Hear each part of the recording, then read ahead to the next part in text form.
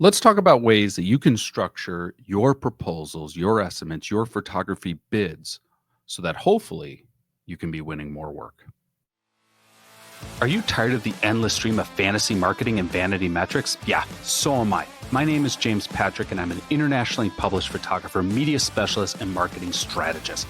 As a creative entrepreneur, I face the same exact frustrations you have, being bombarded by generic advice that promises success but never lives up to the hype.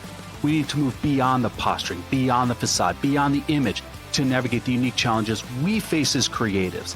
Together, we're going to dive into real stories, real strategies, and the real work that can lead to the real results. This is the Beyond the Image podcast. What is going on? And thank you so much for tuning into this or latest episode of the Beyond the Image podcast. I'm glad that you could take some time to get some information, get a little inspiration, help you in your creative entrepreneurial journey. So I wanted to break down how I structure my proposals or my bids or my estimates. And oftentimes when I'm looking online, what I see is just a one sheet bid or estimate that includes all the fees or all the expenses that a creative is pitching for a project. And you will see that page in my proposal. But working for years in procurement, I've really spent a lot of time working on the aesthetics, the look, the feel, and the additional context that I include in my proposals. And that's what I want to talk about in this episode, which are ways that you can add a little bit more detail and marketability to the proposals that you are sending your clients. So I'm bringing up on my screen, and if you're listening to this on wherever you listen to podcasts, you can just close your eyes and imagine it. Unless you're driving, don't do that. Or you can check out the video on YouTube. But I always start with a cover page. And on the cover page, I try to include a relevant sample of work that I've done that would be similar to what the client is looking for. And if it's a photography proposal, I say photography proposal for the company. If it's a video proposal, video proposal. If it's a branding proposal, branding proposal. I include the project name and the date that I'm sending out the proposal. And then I drop my logo on the cover. Page 2, I have a cover letter. And on the cover letter, because I'm a creative, I include another relevant sample of work that I want to show the client. And I even at the top of my page, I have one of our mantras or company taglines. Now, in my cover letter, what I'm doing is a couple things. One, I'm expressing my interest in the project. Two, I'm sharing any relevant details that I need the client to know, because ostensibly, like, one could assume that the cover letters, next to the estimate page, probably the most important page that they're going to read in this. And I make sure to include information about why us, why my team, why am I or my team uniquely qualified to do this project compared to anyone else? What do we bring to the table that no one else brings? And I spend a lot of time thinking about this, and I really call it out, whether I'm bolding it or highlighting it. I'm really wanting to show the client this is why we believe we are uniquely positioned to do this project. Page 3, I then go into and this page does not change much proposal to proposal.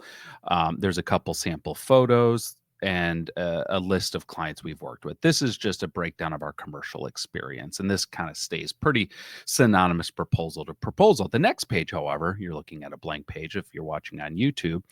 But this is my project approach or my creative approach. This is where I will spend time to pull together my approach on this project. Now, the reason the sample I'm showing is blank is because this is completely dependent on the client and the project. This could be samples of a mood board. This could be color swatches. This could be a write-up with, if I've done, for example, oftentimes I'll do a scout, a location scout, or I'll do a project walkthrough. This can include photos for my project walkthrough. This can include sketches that I've done. This is as robust of a presentation as I can come up with that shows here is how I'm going to execute this project. And the concern is, well, can a client just take your approach and give it to another creative?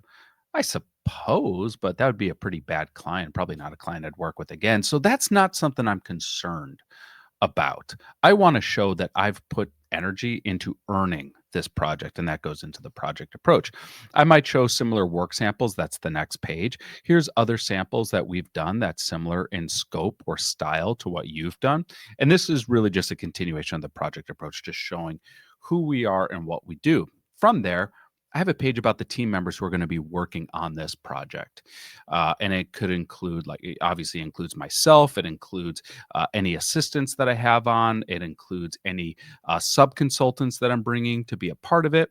And I also might include other people that are a part of my team that could be involved if need be. But I want to show the client that they are in good hands. And I do that by showing here are the people who I've employed who are going to be working with you on this campaign. Now, from there comes the estimates and licensing page. And this is usually just what you see when you see a photographer or creative bidding on a project. And I break down my estimate and licensing page into a few sections. The first is the commercial licensing agreement. It's basically re-emphasizing the deliverables. This is what we're doing. These are the rights you're getting.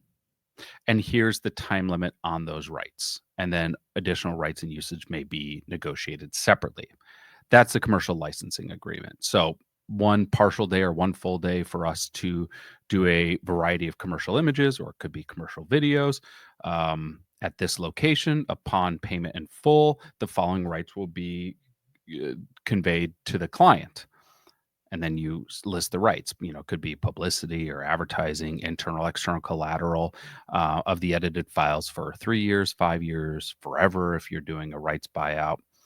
And then additional rights and usage may be negotiated separately. Now, after that, then I have my project estimates, and I break my project estimates into two categories: fees and expenses. Fees are my internal team or fees. So it's myself, my assistant, second DPs, the usage fee for the client, any fees for post production, anything that we're doing in house. Expenses are anything that is not in house. So if I have to rent camera gear, if I have to license music, if I need travel and accommodations, if I'm hiring a sub consultant who's not a part of my team, like a makeup artist, the craft services table, renting a location, all that would go under expenses. And then we have the total at the bottom. After that, I have a terms and conditions page, and this is my templated commercial contract that has evolved over the years.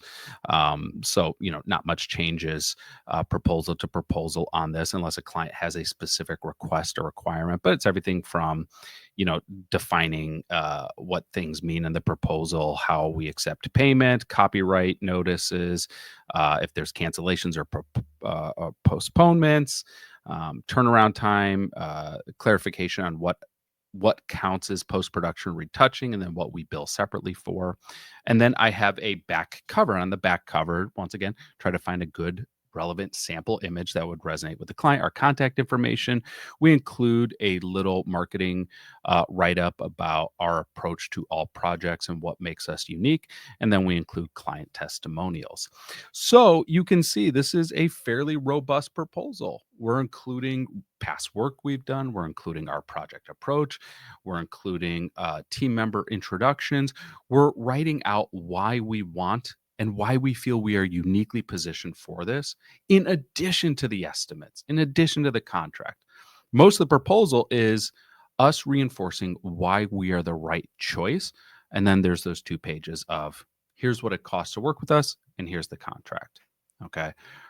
So hopefully, and the idea of showing you this is not that I want you to copy this format and this design aesthetic exactly, but there are ways you can make this your own, and there are ways that you can pull from this, or perhaps there's things you've learned from this that you want to integrate into your proposals or your bids. So let me know what you think. As always, we appreciate your 5-star reviews on the Apple Podcast app, for sharing this podcast with a friend, for subscribing on YouTube. Thank you all so much. Happy shooting. We'll talk to you on the next episode. Take care, everyone.